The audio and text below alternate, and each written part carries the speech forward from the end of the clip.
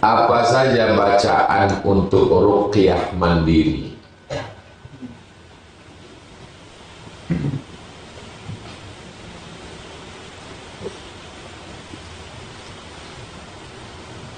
Ruqyah mandiri. Pertama, astaghfirullahaladzim alladzi la ilaha illa huwal hayyul qayyum wa atubu ilaih. Habis itu Al-Fatihah. Habis itu qul huwallah 3 kali. Habis itu qul a'udzu bil falaq. Habis itu qul a'udzu birabbin nas. Habis itu awal Al-Baqarah alif lam mim sampai wa ulaika humul kafirun. Habis itu ayat kursi Allahu la ilaha illa huwa. Habis itu lillahi ma fis samawati wa ma fil ardh sampai ujung. Habis itu la ilaha illallah ditutup dengan salawat. Allahumma shalli ala sayyidina Muhammad wa ala alihi. Nanti saya kirimkan bacaan yang sudah saya baca ke grup. Udah share. Kalau ada saudara yang sakit, dia mengikuti aja. Diikutinya suara saya. Bismillahirrahmanirrahim. Alif lam mim. Diikutinya aja. Habis subuh, habis maghrib, mau tidur malam, dibuat dalam bentuk MP3, diulang-ulang, tak putus, masuk ke dalam speaker. Anak kecil, orang tua, orang yang kerasukan, yang diganggu jin. Itu 10 bacaan minimalis. Suatu ketika saya ditunjuk untuk jadi imam sholat fardu. Setelah saya salam pertama, wudhu saya batal. Salam pertama? Mana ada salam 2 kali? Oh iya, salam pertama, maksudnya salam ke kanan. Assalamualaikum warahmatullahi.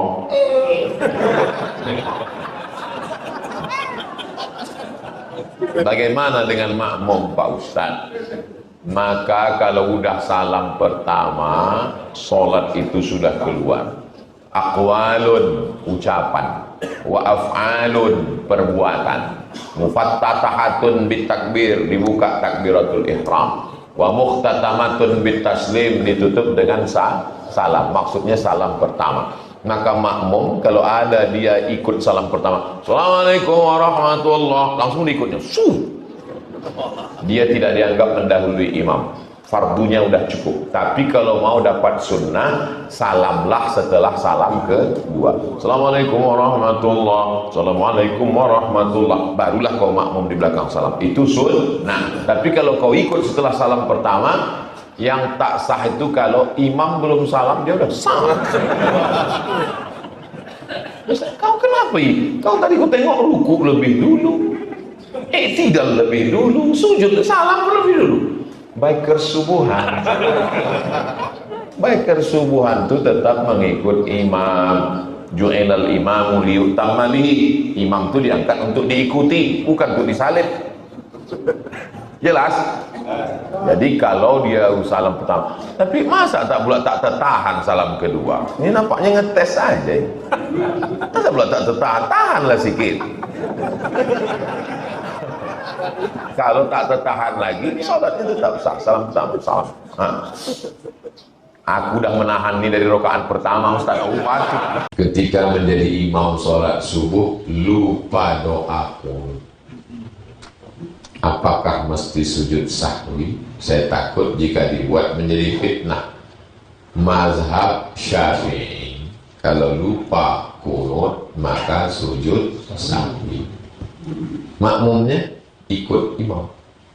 Tapi yang lupa kan imam. Saya kan tak lupa Pak Ustaz, karena kau jadi makmum. Imam mau sujud, kau ikut sujud. Tapi kalau imam kau kentut, kau tak ikut kentut, karena sholat dia batal. Maka imam sujud saat baca ayat sajadah, nama sujudnya tilawah, ikut. Imam sujud sahwi, lupa. Allahu Akbar. At-tahiyatul barakatuh salawatut thayyibatullah. Assalamualaikum ya Nabi wa rahmatullahi wa barakatuh. Assalamualaikum wa rahmatullahi wa barakatuh. Asyhadu an la ilaha illallah wa asyhadu anna Rasulullah. Allahumma shalli ala sayyidina Muhammad wa ala ali sayyidina Muhammad. wa sallaita ala sayyidina Ibrahim wa ala ali sayyidina Ibrahim Allahumma barik ala sayyidina Muhammad wa ala ali sayyidina Muhammad wa barik ala sayyidina Ibrahim wa ala ali sayyidina Ibrahim fil alamin innaka Hamidum Majid Allahumma ighfir li ma qaddamtu wa ma akhartu wa ma asrartu wa ma halaltu wa ma asrartu wa ma ta'ana bil minni antal qabil wa antal muakhir la ilaha illa anta subhanaka inni kuntu minadh dhalimin Allahumma inni a'udzubika min adzabi jahannam min adzabil qabri wa min fitnatil mahya wal mamat wa min syarri fitnatil masiihid dajjal Allahumma a'inni ala dzikrika wa syukrika wa husni ibadatik. Habis itu sujud sahwi. Allahu akbar. Subhana man la yanamu wa la yasbu. Kalau tak hafal subhana rabbiyal a'la wa bihamdihi sama 3 kali. Allahu akbar. Sujud lagi. Allahu akbar. Subhana man la yanamu wa la yasbu. Habis itu duduk salam. Assalamualaikum warahmatullahi. Assalamualaikum warahmatullahi. Imam ini baca doa kunut lupa. Habis tasyahud sujud sahwi pun lupa juga. Salam dia. Assalamualaikum warahmatullahi. Assalamualaikum warahmatullahi. Datang makmum mengingatkan, Pak Imam, kau lupa 2 kali. Lupa baca kunut, lupa sujud sahwi. Habis itu balik dia bertanya, kalau itu aku sujudnya 4 kali. Sujud sahwinya tetap sekali. Sujudnya 2 kali. Sujud dia lagi. Allahu akbar. Subhanallah la ilaha wa la yasbu. Allahu akbar. Habis itu sujud dia lagi. Allahu akbar. Subhanallah la ilaha wa la yasbu. Allahu akbar. Sujud sahwinya sesudah salam. Kalau ingatnya sebelum salam, sujud sahwi. Kalau ingatnya sesudah salam, sesudah salam. Sesudah makan lontong baru ingat Pak Ustaz. Kita bisa. Udah kenyang, apa ingat? Enggak lah, saya kayak gitu. Bolehkah kita mengingat hari lahir dengan acara meriah di rumah, misalnya makan bersama? Apa salahnya ngundang orang makan? Mana ada doa tolak makan? Yang ada tuh tolak bala. Saya kalau ibu undang datang saya. Karena tak pernah kalian undang, maka saya tak datang. Cobalah undang, datang saya. Tapi jangan ada acara-acara yang meniru tradisi orang Majusi. Orang Majusi itu memintanya kepada api. Jadi dipejamkan waktu mengembus api itu. Apa permintaan mama tadi? Jadi waktu meminta itu, waktu mengembus api itulah minta. Ditanya sama lakinya, mama minta apa tadi? Ada deh. Waktu menembus api itu, kita mintanya kepada Allah. Jadi tetap kenduri, habis kenduri itu suruh Ustaz Somad doakanlah. Ya Allah, berkahilah umur ibu ini ya Allah. Sehatkanlah badannya. Tak ada kita nyembah api di situ. Jelas? Mengapa Ustaz saat tahiyat dalam sholat hanya disebut Nabi Muhammad dan Nabi Ibrahim saja? Kenapa waktu tahiyat itu cuma Nabi Muhammad? Allahumma salli ala Sayyidina Muhammad wa ala ali Sayyidina Muhammad kama sallaita ala Ibrahim. Kenapa tak Nabi yang lain? Kalau sebutkan Nabi lain kepanjangan. Kama sallaita ala Adam, ala Idris, ala Nuh, ala Yusuf, ala Sulaiman, ala Daud, ala Ilyas, ala Ilyasa, ala Zulkifli, ala Ayyub. Ustaz jawabannya yang serius lah Pak Ustaz. Nabi Ibrahim punya anak namanya Ishak. Ishak punya anak namanya Yakub. Yakub punya anak namanya Yusuf. Yusuf punya saudara namanya Imran. Imran punya anak namanya Musa. Musa punya saudara namanya Harun. Ibrahim punya anak namanya Ishak. Ishak punya anak namanya Yakub. Yakub punya anak namanya Yusuf. Yusuf punya saudara Bunyamin, 11 saudara.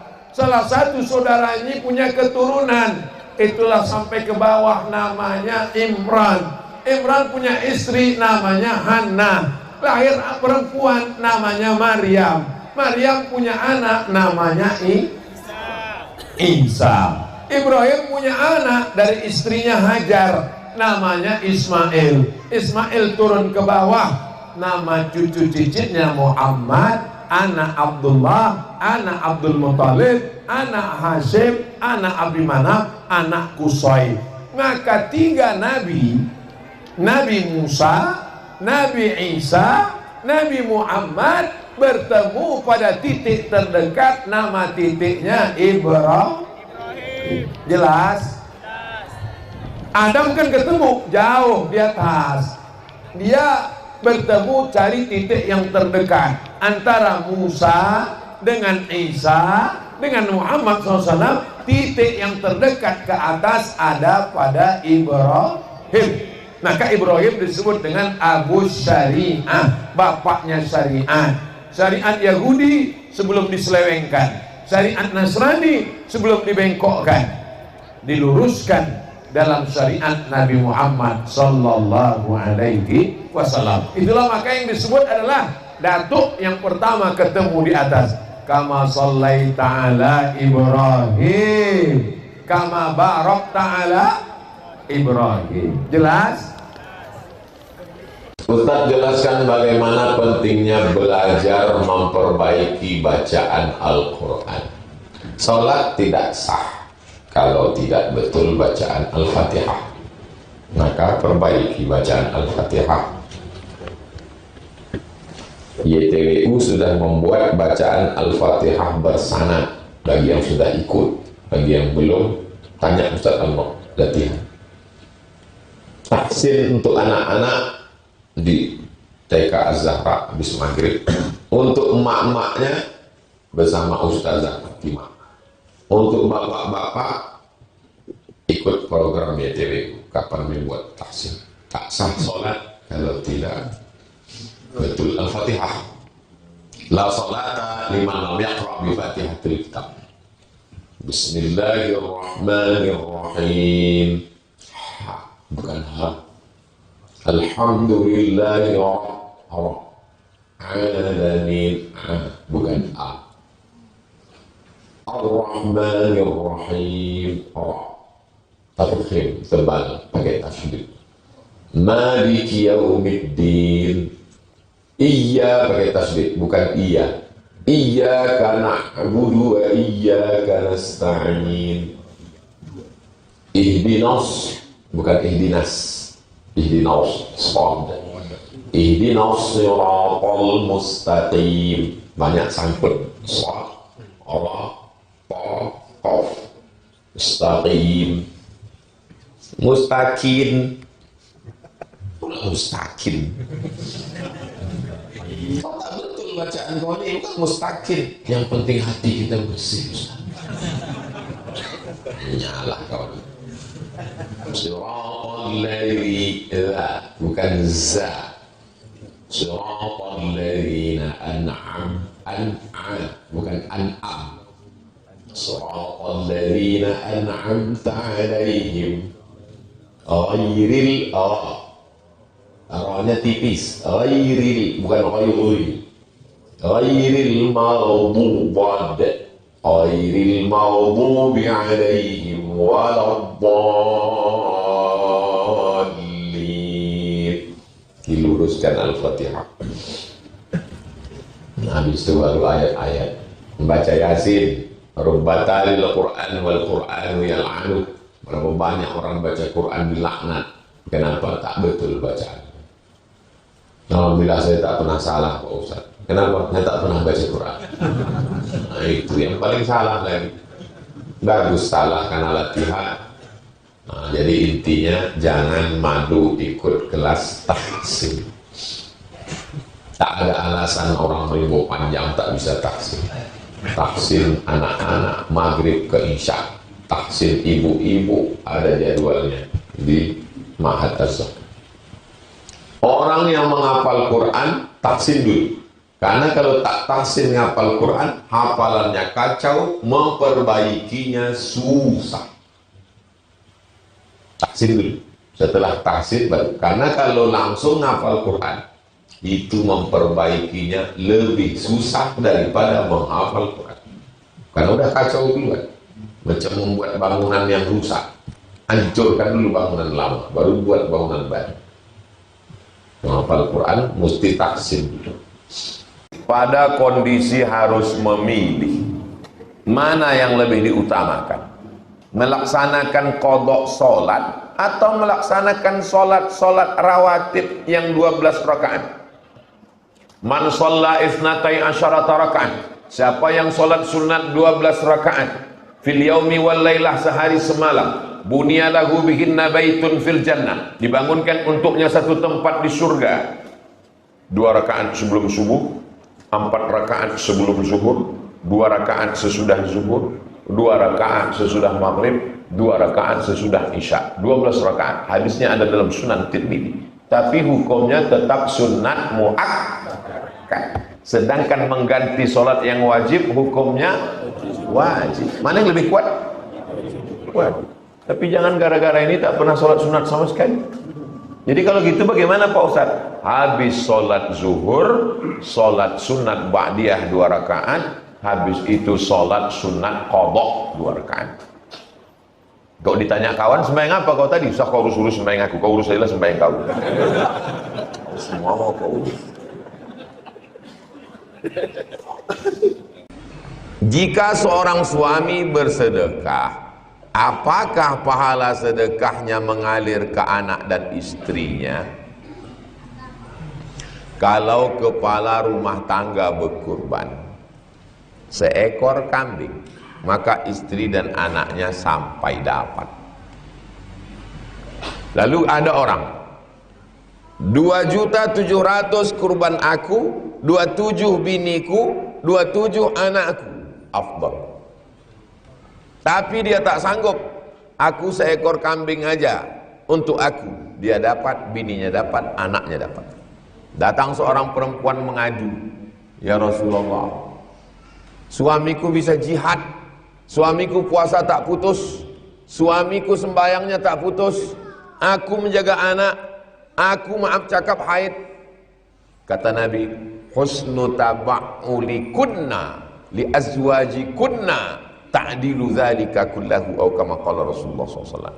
Kau layani keluargamu, kau layani suami rumah tanggamu dengan baik, sama pahala kalian dengan pahala jihad suami. Ini sekarang banyak suami-suami pas mendaftar kurban, saya Pak, namanya Pak Hajjah, loh nama bapak? Istri saya, tahun lalu kan udah saya. Nampak betul dia ketakutan sama bininya. Tahun lalu saya, nggak enak lah nama saya terus tiap tahun.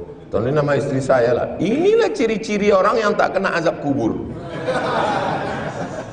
Laki, Ustadz, tolong motivasi abang saya biar agak berani sikit ke bininya.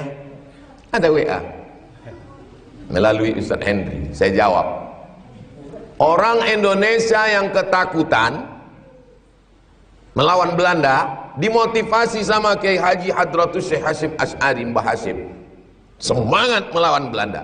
Orang takut melawan Belanda bisa dimotivasi, bisa diceramahi, tapi orang yang takut bini tak bisa.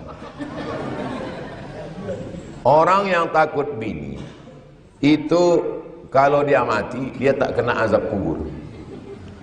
Karena pas mau diazab malaikat, kata malaikat, ini tak usah kita azab, ini udah azab kali di dunia. Kalian yang belum berbini jangan ketawa. Kalian pikir kalian udah bebas. Nanti pas dapat, barulah kalian ingat, betul kata Ustaz Somad. Abang di mana?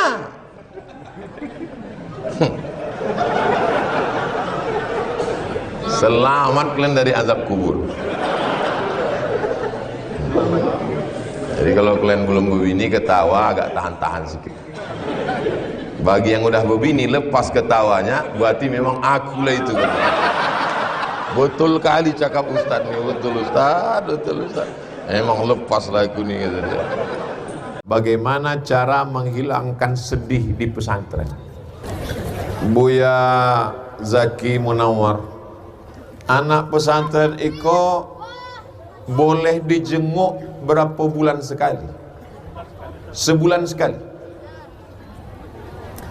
Anak pesantren Parabe dijenguk sebulan sekali, nyo sedih. Bandingkan dengan nasib Ambo ya. Ambo di pesantren Deli Serdang, Sumatera Utara, ama Ambo di Riau, naik bis 2 jam. Ambo dijenguk setahun sekali.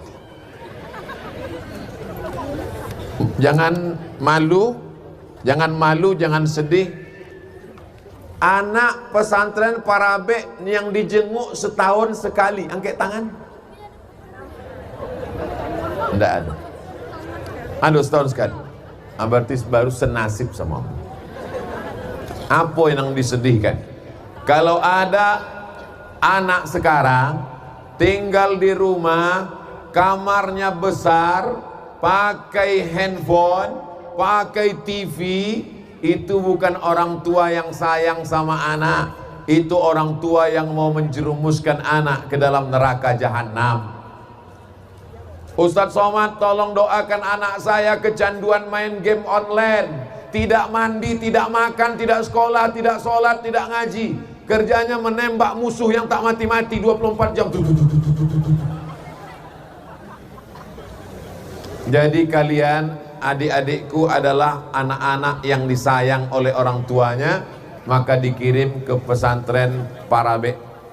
Mudah-mudahan adik-adik semuanya betah sampai tamat, sampai selesai. Jangan ada sedih-sedih. Kalian adalah orang yang disayang. Saya tidak mau dapat kabar Ambo indah amuah mandanga kaba ado santri nan sore-sore pai ke tengah pohon padi lalu menangi mungkin Ambo ko anak adopsi.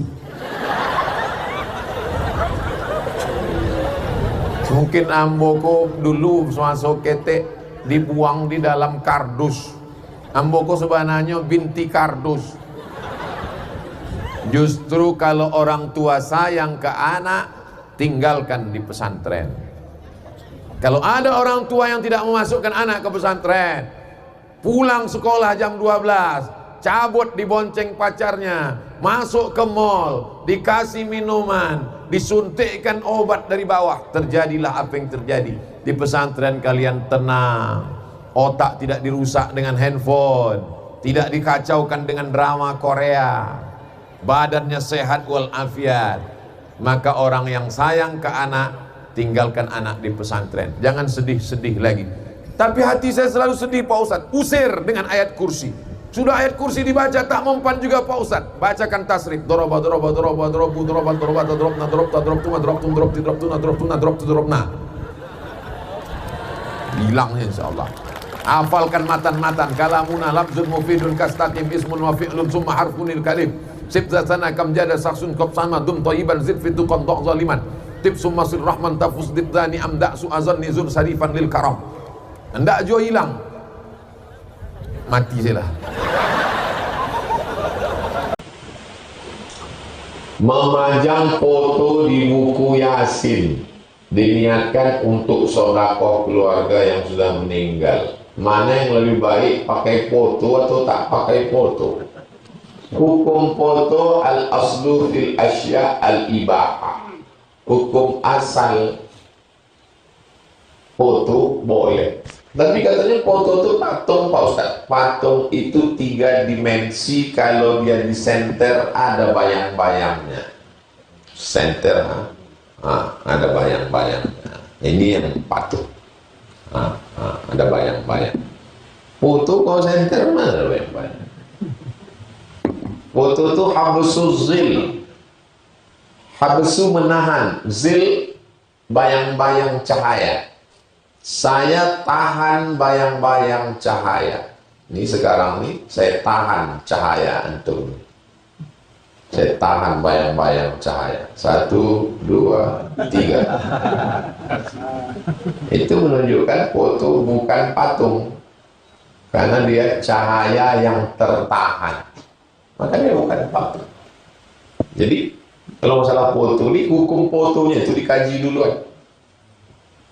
Orang yang mengatakan tak boleh foto dipasang itu karena dia menganggap foto itu patung. Itu maka waktu acara Isra Mi'raj Maulid Nabi suruhnya copot foto Ustaz Somad ini. Pertama, dia menganggap foto itu patung. Yang kedua, dia memang kalah ganteng dengan saya maksudnya tengok sakit hati dia kan. Coba takut dia. Jadi hukum asalnya foto bukan patung. Foto itu menjadi haram kapan? Karena efek fotonya. Foto binian tuh waktu nikah sebelum hijrah, pas di pelaminan tak bertudung atau pasang di ruang tamu, itu haram. Karena semua tamu akan menengok. Kalau antum ke rumah saya tak ada foto mak saya, foto mak Ustaz mana di atas, cuma aku sama keluarga yang nengok. Foto bini tak ada. Foto saya tak ada. Hanya lukisan tangan orang. Foto di atas. Jadi hukum foto bukan patung. Lalu antum cetak surat Yasin. Apa dalil mencetak Yasin? Inna mimma yalhaqul mu'min min amalihi wa hasanatihi. Di antara yang mengalir sesudah orang meninggal, mushafan warathahu, mewakafkan mushaf. Jadi yang paling afdal buatkan mushaf Al-Quran 30 juz. Waktu mak saya meninggal, saya cetak 5.000. Kirim seluruh pesantren di Indonesia, dari Sabang sampai Papua, diposkan. Anda dapat? Saya tulis itu. Kalau tak sanggup, cetakkan 10, bagikan ke pesantren, ke masjid, di rumah. Jangan bagi semua, sampai rumah pun tak ada. Di rumah, anak, bini, kasih. Untuk mengenang almarhum. Tak juga sanggup, itulah dicetak Yasin, karena lebih tipis, lebih murah. Ustaz Somad, ini surat Yasin. Masjid Ar-Rahman 50 ngasih saya setelah pasar Said. Saya tengoklah surat Yasin itu. Loh, ini jamaah kita yang selalu hadir dulu waktu pertanyaan di masjid. Iya Pak, meninggal dia. Iya Pak Ustaz. Apa tak kalian kasih tahu saya? Itulah tak sempat saya kasih tahu Pak Ustaz. Saya tahunya meninggal gara-gara foto itu. Karena banyak kita tahu nama orang, tapi kita tak tahu mukanya. Uas meninggal gitu. Rupanya Ustaz Asep Supriyatna.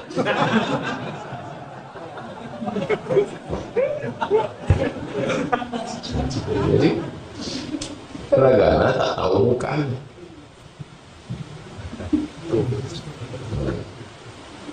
Jadi kalau ada ibu bapak mau mencetak, tengok, kadang kita sama-sama pengajian, muka tahu, nama tak tahu, nama tahu, muka tak tahu. Pas ditengok, ini ibu itu kemarin nih ya, kita bacakanlah Yasin. Allah lebih dekat dari urat nadi dan napas kita. Allah lebih dekat dari semua itu. Sebelum kita bicara, Allah lebih tahu sebelum kita jalankan. Itu ayat Quran. Wa nahnu aqrabu ilaihi min hablil warid. Kami lebih dekat dari urat nadi. Wa nahnu khalaqnahum, kami yang menciptakan mereka. Wa na'lamu ma tuwaswisu bihi nafsuh, kami tahu apa yang berbisik-bisik dalam hatinya. Bila terlintas di hatimu ingin berzina. Untung masjid, kalau luar masjid sudah selesai kita nyanyikan. Mengapa harus berdoa dan meminta Pak Ustadz? Allah kan tahu apa yang dalam hati. Mengapa kita mesti berdoa? Ini yang menulis nih, dia nih tak pernah berdoa. Dia tak pernah berdoa. Pas ditanya, kau tak pernah berdoa? Enggak. Kenapa tak berdoa? Karena kau tahu yang ku mau. Kenapa kita berdoa? Yang pertama, qul in kuntum tuhibbunallah, kalau kau cinta kepada Allah, fattabi'uni, ikuti aku. Siapa aku di situ?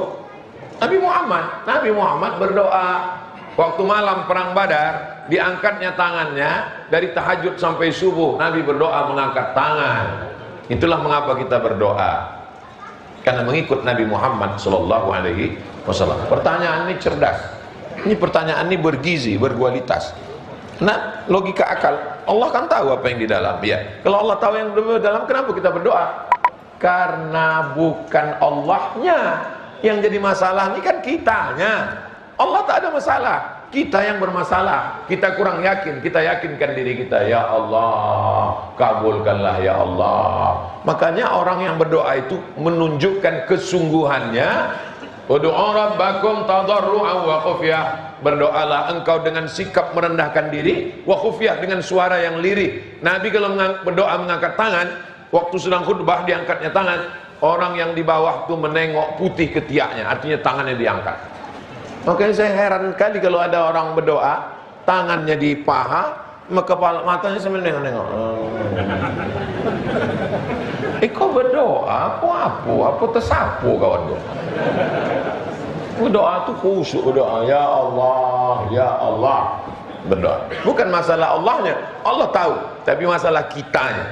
Sama macam seorang istri bertanya ke suaminya, abang cinta sama aku? Kalau tak cinta, takkan ku nikahi kau, ku batang ke bapakmu. Rumah yang ku bangun ni, mobil ini kan bukti cintaku. Aku tak percaya bang sebelum kau bercakap.